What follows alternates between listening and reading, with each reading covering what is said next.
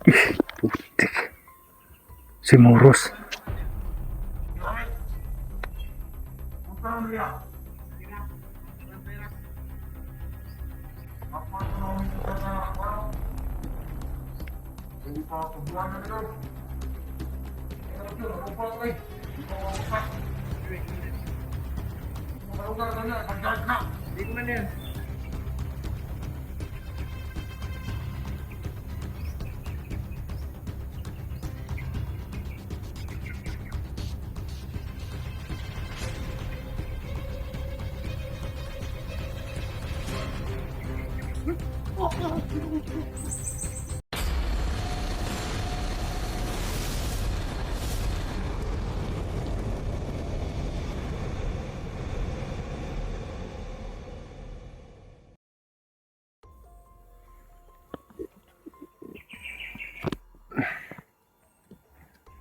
So yun po mga idol, no?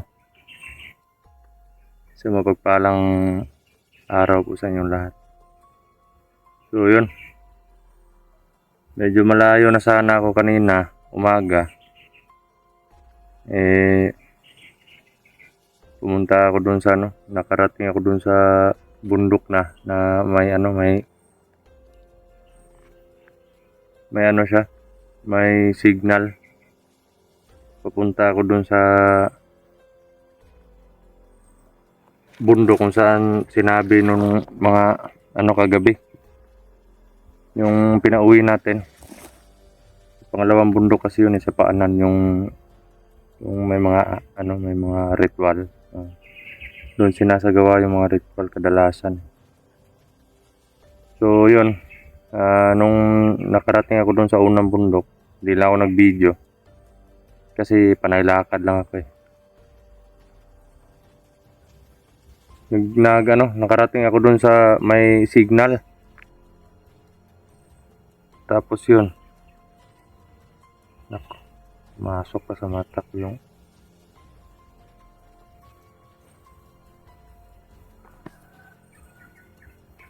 maraming pumapasok sa mata kasi nag-chat ako dun sa asawa ko, kumusta ako. Hindi siya makontak.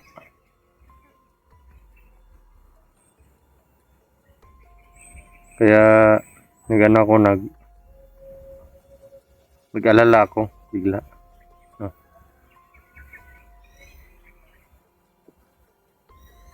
Ano kaya nangyari sa kanila? Kaya ginawa ko, kahit malayo na ako, bumalik ako para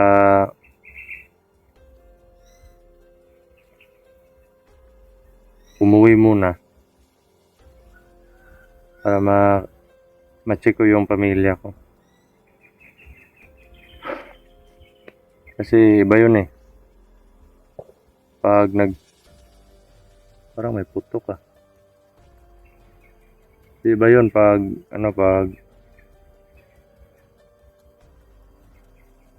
nag-chat ako tatawag agad yun. Tinawagan ko, hindi gumano eh. Either independent siya. Naka out of coverage area po yung Kaya taka ako. Kasi yung pagaling ko dun iyak ng iyak pa. Iyak ng iyak po yun. Yung asawa ko. Mga bata din. Ayaw sana nila kasing umalis ako. Pero kailangan may gawin tayo para sa para din naman to sa kanila mamuhay kami ng wala nang gulo, ganun. Kaya nasa patag na ako ngayon. Parang may naririnig na nga ako mga dito eh. Yung mga music.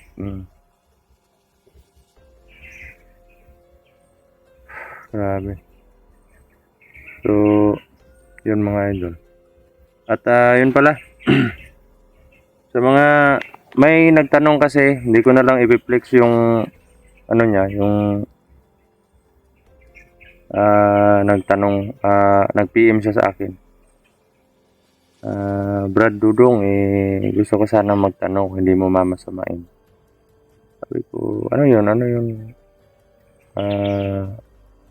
Idol, sabi ko ganun. Sabi ko na, hindi naman, kung magtatanong lang po, hindi naman po masama yun. Sabi niya na, eto, para lang po ito sa, para lang po ito sa kanya, na nagtanong. Hindi ko po siya nasagot nun eh. Kasi yun nga, wala na yung signal kasi na ako. Pababa na ako. Kaya nag-sending field, no? Yung message natin. Yung explanation ko sana.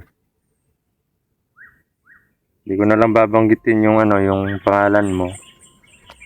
Para din naman marinig ng iba yung opinion ko dun sa sagot mo. Kasi marami din kasi mga tao na gusto magtanong siguro ng ganito.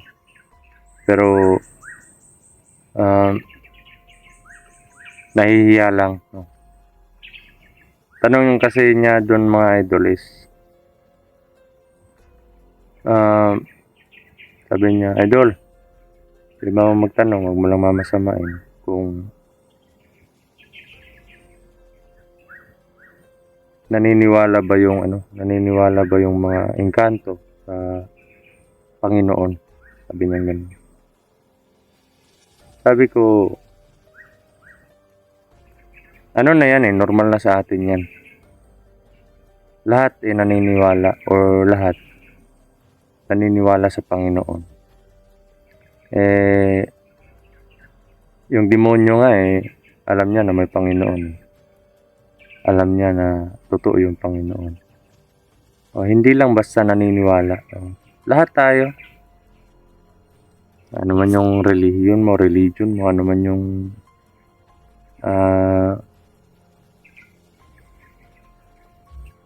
paninindigan mo sa buhay. Alam mo, naniniwala ka na may Panginoon talaga. Ito po base lang po ito sa experience ko bilang ako. At yung Panginoon kasi minsan maraming mga bagay na gustong ipahiwatig niya sa iyo or sa atin pero hindi po tayo maliwanagan masyado kasi iba yung pamamaraan ng Panginoon kaysa sa pamamaraan na nakasanayan natin kung paano tayo makipag-usap, paano tayo magparamdam, ganun. Di ba kung may taong kunwari lang naman to, may gusto sa'yo, yung iba yung kilos niya o iba yung aura niya na may pinapahiwatig kumbaga, yung aura niya, yung kilos niya, ganun. Iba naman po yung pamamaraan or yung pamamaraan ng Panginoon. Kaya yun, masasagot ko lang sa katanungan mo, idol. Naniniwala po yan or alam po nila na may Panginoon talaga. Bakit ba nagkaroon ng tawag nito? Bakit ba napunta si Lucifer sa impyerno? Diba? Mismo yung Panginoon na yung judgment na yung humatol sa kanya. Yeah. Judgment. Dahil sa judgment, hindi dahil sa ginusto ng Panginoon yun, kundi dahil sa judgment. May mga may mga rules and regulations, ganun. Pero ilang beses din na binigyan siya ng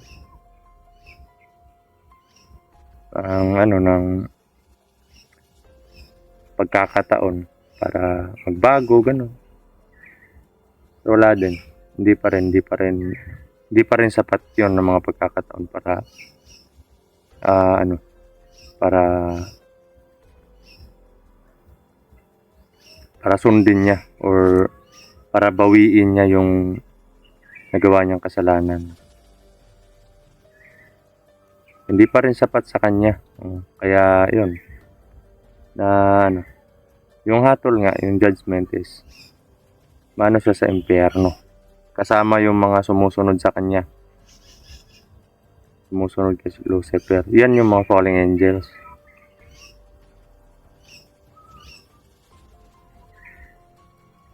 Kaya yun. Kahit demonyo, naniniwala at alam na may Panginoon. Lalo na yung mga engkanto, gano'n. Alam nila yan. Kaya,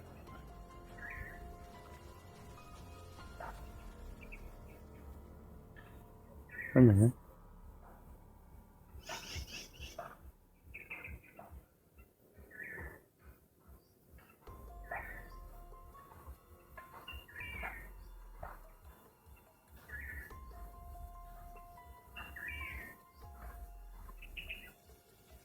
Parang may mga pinapalo eh. So, yun lang po yung ano, yun lang po yung sasagot ko or opinion ko dun sa ano. Kasi sa buhay ko eh, ano eh, parang may mga tao kasi dyan. Puntahan natin yan maya mga idol. Nandito po tayo sa, ano, sa gubat. Yan. Yan. Wala na po tayo sa ano ngayon. Nasa paanan na po tayo ng bundok. At malapit na lang dito yung entrance. Punta dun sa unahan. Relax muna tayo saglit kasi sobrang ano, napagod ako dun sa ano. Sumakit yung paa ko sa ano. Pero inorasyonan ko na. Eh ganun pa rin. Parang ano siya. Parang may ugat na naipit.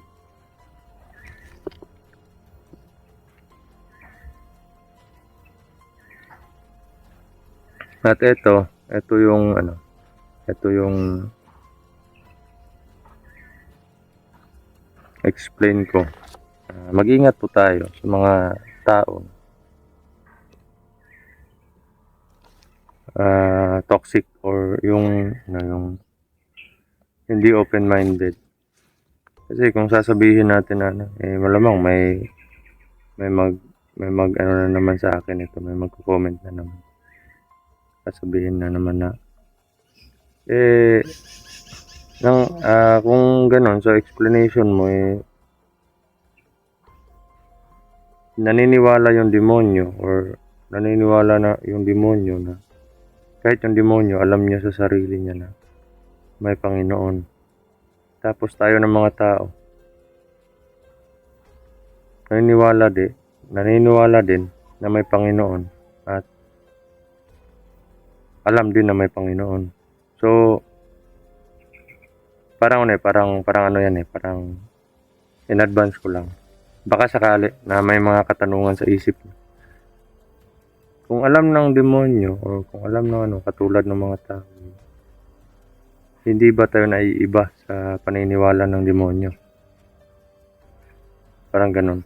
Hindi ba naiiba yung katangian natin? Ganito po yun, explanation ko dyan. Yung demonyo, never po gagawa ng mabuti yan. Kasi, yung mabuti sa atin is yun yung ikakasaya ng Panginoon eh. Masaya yung Panginoon na gumagawa tayo ng mabuti, lalo na sa kapwa-tao. Masaya yung Panginoon pag nakikita niyang lumalaban tayo sa katarungan, ganon. Masaya yung Panginoon na minamahal natin siya, minamahal natin yung mga kapwa natin.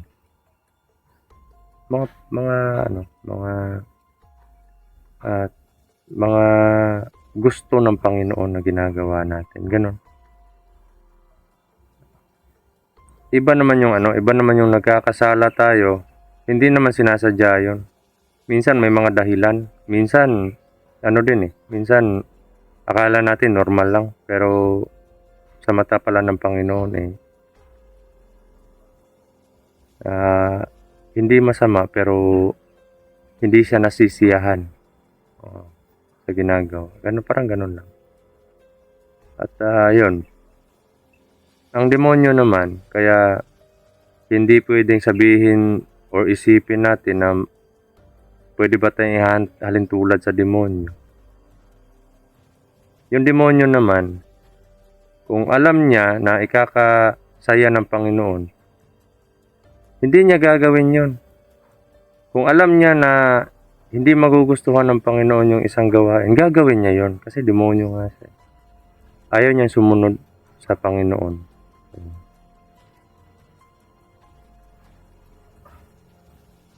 Kasi, oo nga tayo, magkapareho tayo. Papareho tayo na demonyo. Naniniwala din sa Panginoon, alam din na may Panginoon.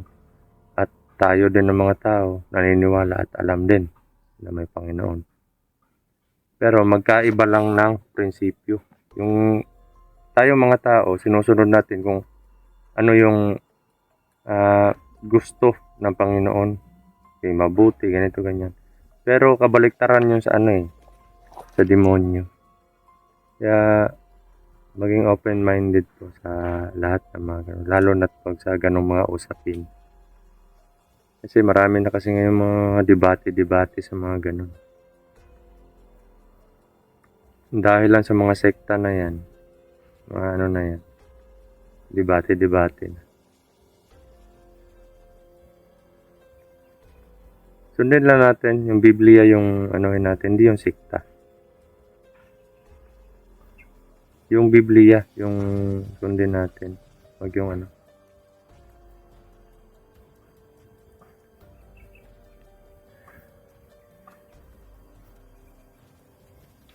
parang palapit ng mga tao.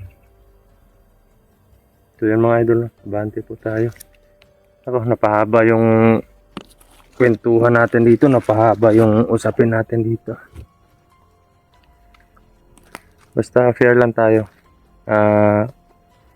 Kahit saan tayo, kahit ano yung bahay natin, kahit saan tayo nagsisimba, natin kakalimutan na iisa lang yung Creator natin.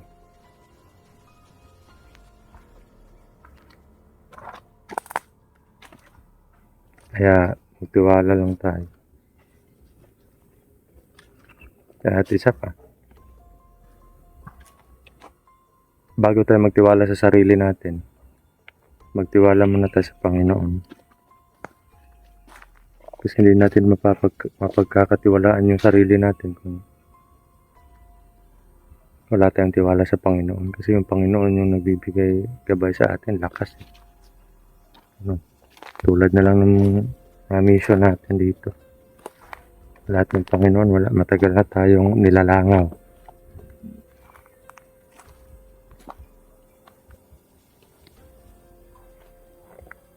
Parang may tao dito.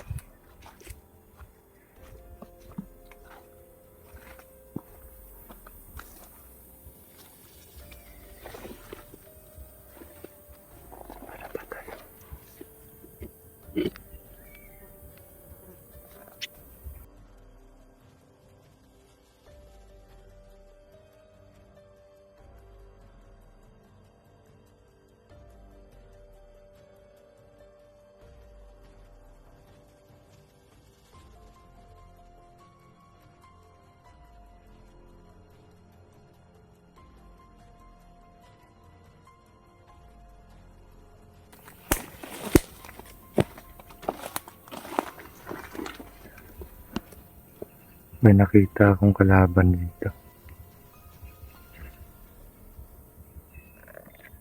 Ayun na.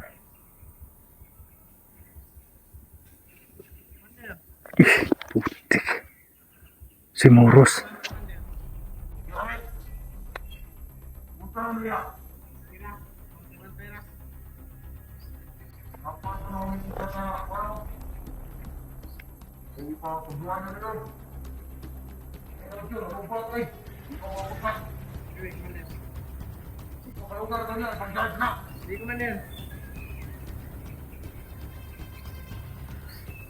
Dapat Commander.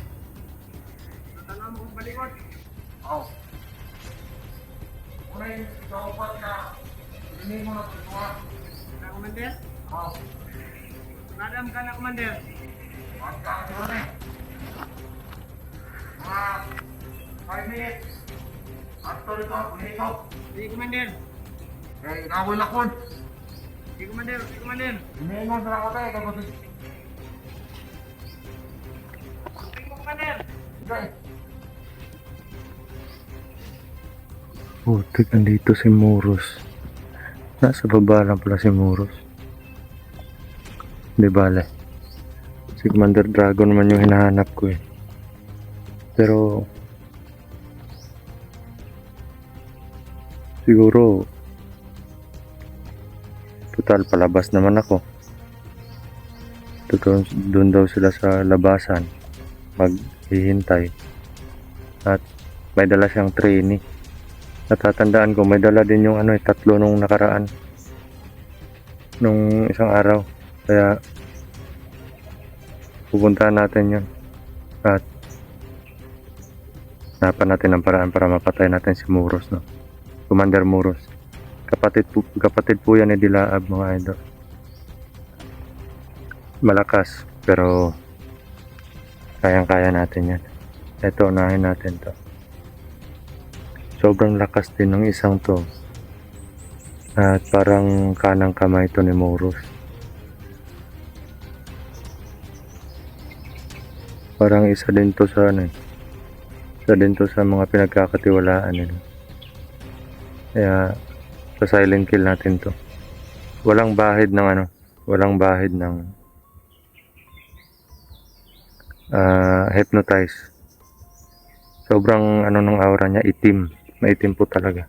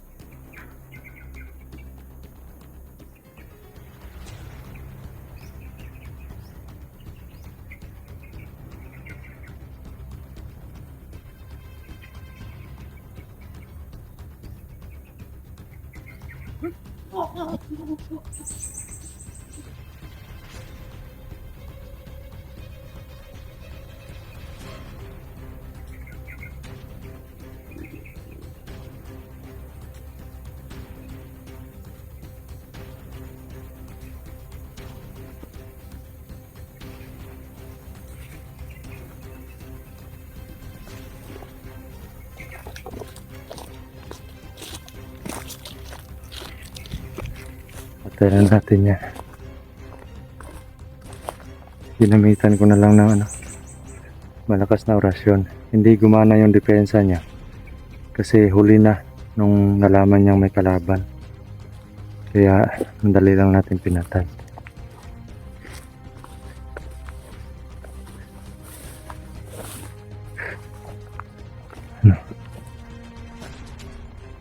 Tara, puntahan natin si Muros.